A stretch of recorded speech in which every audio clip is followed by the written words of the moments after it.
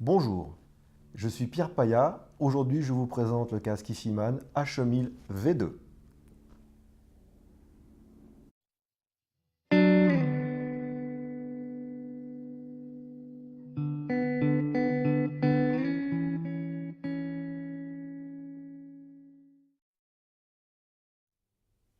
Voici le casque H1000 V2. Alors le H1000 V2 est un casque d'impédance faible, il fait 35 ohms. Par contre, sa sensibilité est plutôt faible aussi, 90 décibels.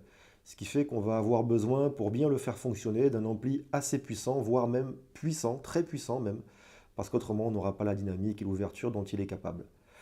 Alors, le casque H1000 V2 est un casque orthodynamique. Alors, le principe orthodynamique, en fait, eh bien, c'est une membrane conductrice qui est tendue entre deux rangées de barreaux aimantés. On va les voir ici.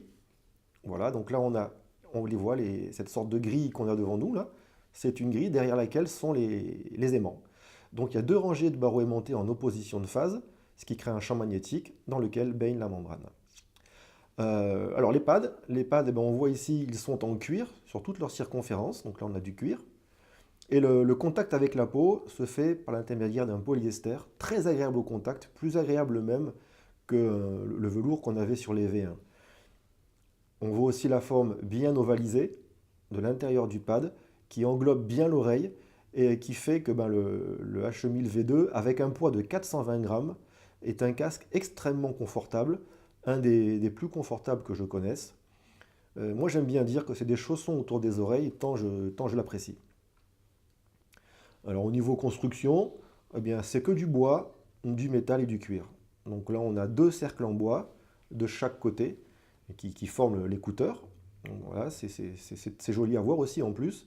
Du cuir, alors du cuir donc on l'a vu sur le pourtour des pads, et puis aussi le bandeau, qui est un très joli bandeau troué, très joli, enfin je trouve esthétiquement, et du métal, donc du métal ici, sur l'extérieur des écouteurs, l'arc qui tient l'écouteur, bien sûr le bandeau principal, ici, qui est en métal, et puis on a des glissières. Il n'y a pas une pièce en plastique dans tout ça.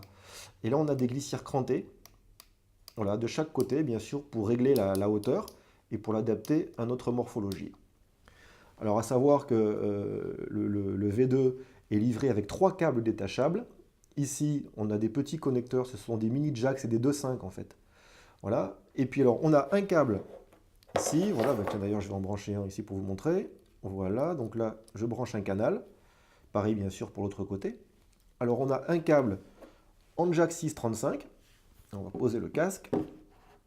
Voilà, donc on a un 635, qui est le plus commun des connecteurs. Après, on a le même câble avec les mêmes petits jack 2.5, bien sûr. Voilà, qui est livré avec un connecteur symétrique 2x4 broches. Donc là, l'avantage, c'est qu'on sépare la masse du canal droit et du canal gauche. Et on peut le brancher sur des amplis, bien sûr, munis de ce type de connecteur. Et le troisième, qui pour moi ne semble pas d'une très grande utilité vu la sensibilité faible du H1000, et il est muni d'un petit connecteur 2.5, 3.5 pardon, un 3.5, qui fait qu'on peut le brancher sur un DAP ou sur des petits amplis, mais franchement, à essayer, mais je ne suis pas sûr qu'il y ait beaucoup d'amplis ou de DAP qui soient capables de bien faire marcher le H1000 V2.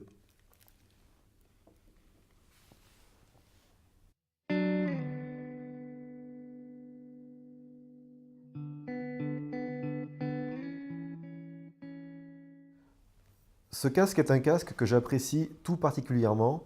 Tout d'abord par son confort, parce que c'est extrêmement agréable d'avoir un casque sur la tête qui se porte bien et que l'on oublie au bout d'un moment. Et puis bien évidemment pour sa beauté de timbre. Je suis très attaché à la beauté des timbres, que ce soit naturel ou pas, c'est un autre débat. Ce qui m'intéresse, c'est ce qui me semble beau à mes oreilles. Et j'avoue que le H1000 V2 reproduit des sons que j'adore. Tout simplement, j'aime le son du H1000 V2. Alors c'est vrai que le principe orthodynamique entre en jeu, puisque les aigus sont très doux, c'est très plein, c'est très riche, type de son qu'on retrouve, qui caractérise le principe orthodynamique. Le grave est très tendu. Alors, c'est pas le grave qui descend le plus bas. On peut trouver des casques qui tapent plus fort, c'est vrai. avec plus de niveau, c'est vrai. Mais il n'y a aucune frustration avec ce casque dans le grave. Et l'équilibre général est à mes oreilles absolument magnifique, euh, somptueux même, comme son confort. Alors comment vous décrire sa signature sonore? Euh, Déjà pour commencer, j'ai envie de dire que le H1000 a besoin d'un ampli puissant et neutre. Ben, puissant parce que sa sensibilité est faible et qu'il faut le remuer. Donc c'est pas en plus le casque le plus dynamique que l'on puisse trouver. Donc il lui faut vraiment un ampli qui le bouge. Et avec un ampli qui est suffisamment de jus, euh, on retrouve sur le H1000 des contrastes, on trouve plein de couleurs, on trouve vraiment une vie en fait qu'il n'a pas quand il est sous-alimenté. Son grave, n'étant pas, comme je l'ai dit précédemment, le plus puissant ni le plus impacté, est néanmoins très très riche et très expressif. Moi j'adore écouter par exemple les suites pour violoncelle seul de Bach avec. Le violoncelle est tout simplement magnifique. Euh, il est onctueux, il est dégraissé à souhait, il est extrêmement riche en harmonique.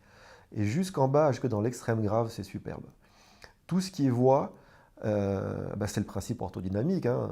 Donc on a bien sûr des voix qui sont très naturelles et pleines, qui sont très humaines. Les voix sont très bien placées dans l'abdomen.